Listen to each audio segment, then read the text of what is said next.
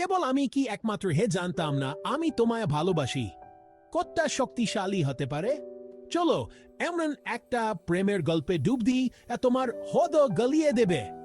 ভালোবাসা এটা সেই জাদুকরী অনুভূতি। এখন সময় থমকে আয় আর তোমার সামনে দাঁড়ানো ব্যক্তিটি হায় ওতে সবকিছু। হুল্লুডে ভরা এই পৃথিবীতে ভালোবাসাই আমাদের নহর, আমাদের নিরাপদ আশ্রয়। কল্পনা করো একটা তরুণী দম্পতির কথা, অর্জুন আর মায়া। কলেজে তাদের দেখা, একসাথে স্বপ্ন দেখা, একে অপরের হাসিতে সান্ত্বনা খোঁজা।